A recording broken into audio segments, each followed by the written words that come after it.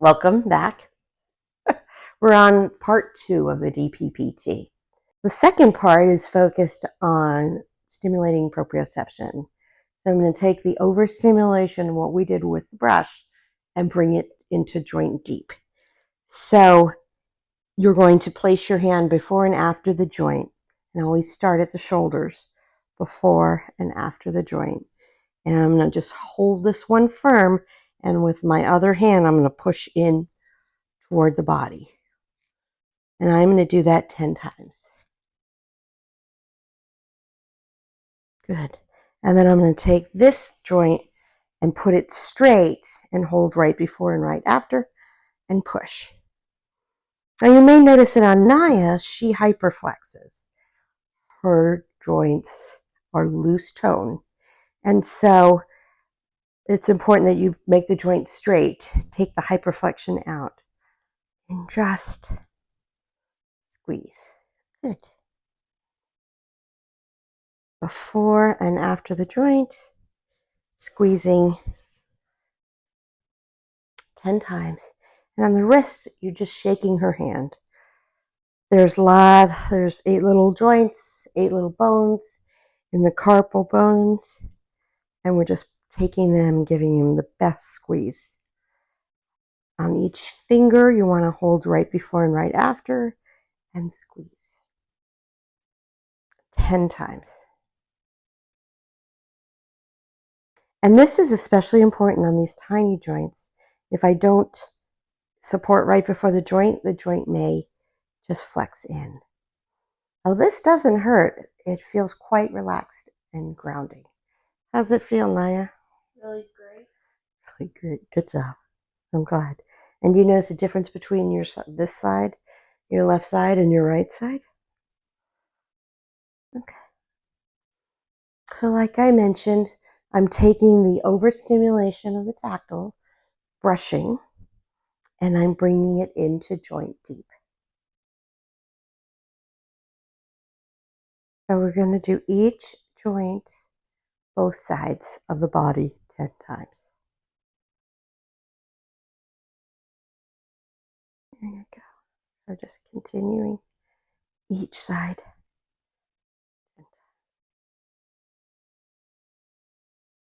And don't hurry through it. You will be tempted to go faster. Give each joint all the love that it needs. The other thing I commonly see is sometimes people try to do them all together. That's not the same. Give each joint its own time.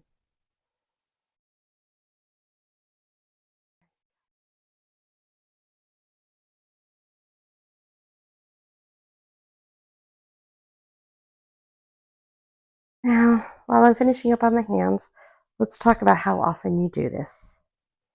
While you're being monitored by an occupational therapist, we start you at every 2 hours.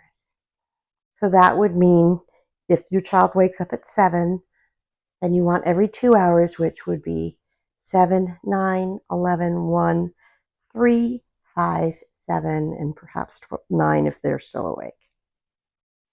There you go. Okay. Let's, for the purposes of this video, I won't be doing the right side, but I will go straight to the legs. Just know that you do both sides and do them equally as long and as in depth.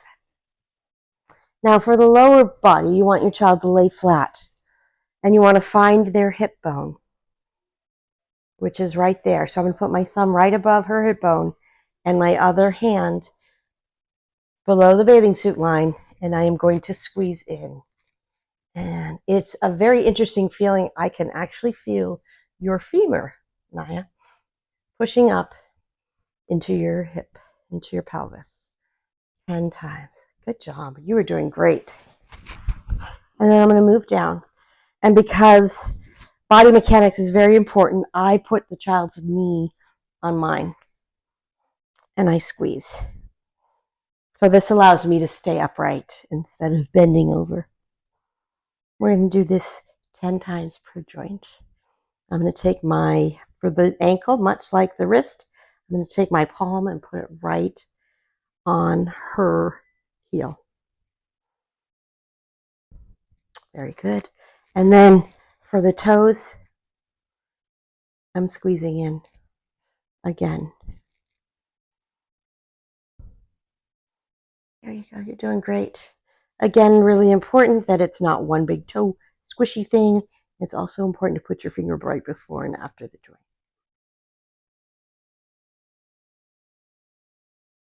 There you go. And again, I'm feeling like I want to go faster, but really the best thing for the therapy is just to go slow and count to 10. You'll notice that Naya is just laying here all quiet. It's okay to talk. It is all right. I just want this to be as relaxing as possible. And I have had children that fall asleep on me. This is a relaxing, calming time. Good job, Naya. You're doing great. So just to recap, the second part is all about taking the tactile stimulation from the brush and bringing it into joint deep.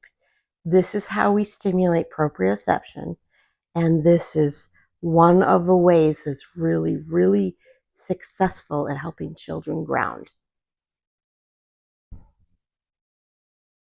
And the last one on this left side, all through her toes.